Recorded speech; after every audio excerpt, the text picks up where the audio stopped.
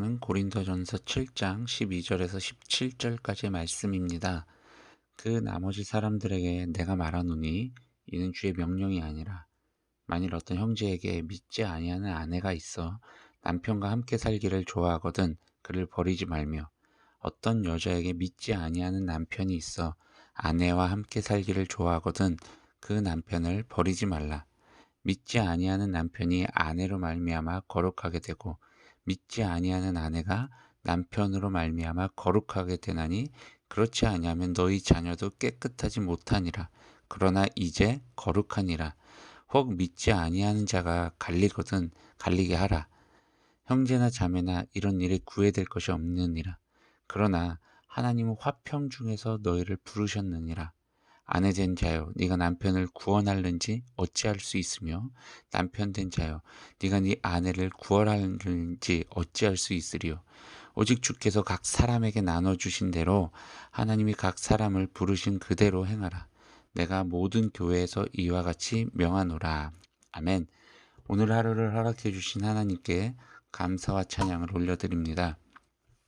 당시 고린도 교회 안에서도요, 믿는 자와 믿지 않은 자와의 이제 혼인하는 경우가 있었는데, 이 부분에 대해서 또 많은 이제 궁금증들이 있었죠.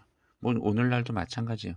우리 그리스도인들이 믿지 않는 이성을 이제 사랑하게 돼서 결혼까지 생각을 하는데, 이 결혼을 해야 되냐 말아야 되냐라는 것 가지고 이제 뭐 갈등이 생기는 경우도 있죠. 이 부분에 대해서 바울은 하나님께서 특별히 이 부분에 대해서 말씀하신 것이 없다라고 이야기를 하면서 자신의 생각을 이제 이야기를 합니다. 믿지 않는 이성을 사랑하게 되었다면 함께 결혼해서 살라는 거예요.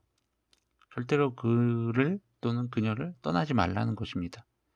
그래서 매우 희망적인 메시지를 바울은 들려주는데, 믿지 않는 배우자가 믿는 배우자로 인해서 결국엔 거룩한 영향을 받을 수도 있지 않냐. 그건 너가 모르는 거 아니냐. 근데 하나님께서는 화평케 하시는 하나님이다. 그러니까 이것이 무엇이냐면요. 정말 믿는 자가 정말로 이 그리스도인답게 선한 삶을 살며 선한 영향력을 옆에 있는 믿지 않는 배우자에게 끼쳐야 된다는 그런 이야기이기도 해요. 이렇게 해야만 내가 믿고 있는 그 하나님이 믿지 않는 자의 남편이나 아내의 하나님이 될 수도 있게 되고, 그리고 결국 그 두 부부 사이에서 태어난 자녀들까지도 하나님의 자녀로서의 삶을 살아갈 수 있는 그런 가능성들이 주어진다라는 거예요. 근데 만약에 믿지 않는 사람이, 그 믿지 않는 배우자가 뭐 어떠한 이유에서인지 몰라도 이제 막 떠나가려고 해요. 그럼 그대로 그냥 내버려 두라는 거예요. 막 끈질기게 붙잡지 말라는 거예요.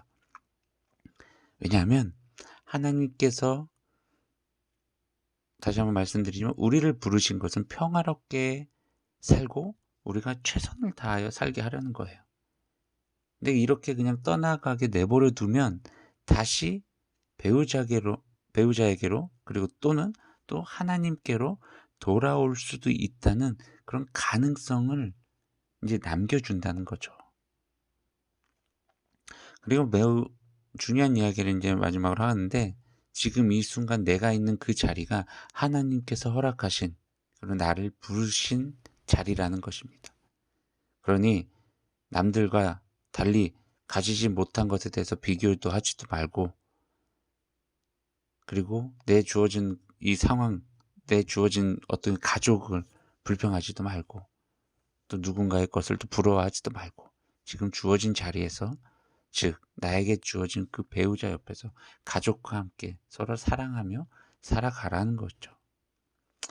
오늘날 이 세대도 정말 가슴 아프지만 이혼율이 계속 증가하고 있어요.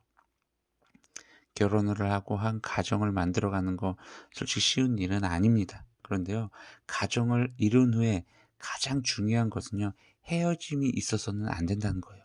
즉 이혼이라는 것에 대한 가능성을요, 열어두는 것을 멈추셔야 됩니다. 생각 자체를 멈추셔야 된다는 거예요.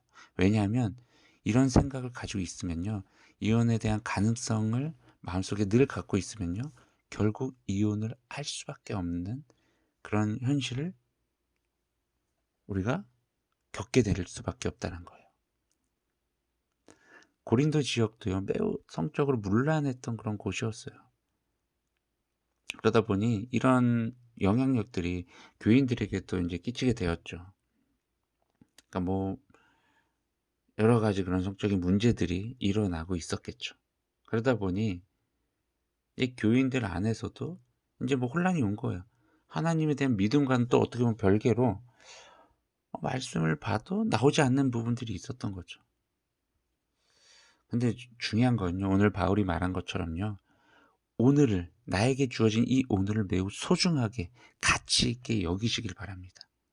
그렇기 때문에 오늘을 함께 살아가고 있는 이 가족에 대한 소중함을 알고 서로 사랑하고 존중하며 살아가는 저와 여러분 되길 주님의 이름으로 축원합니다.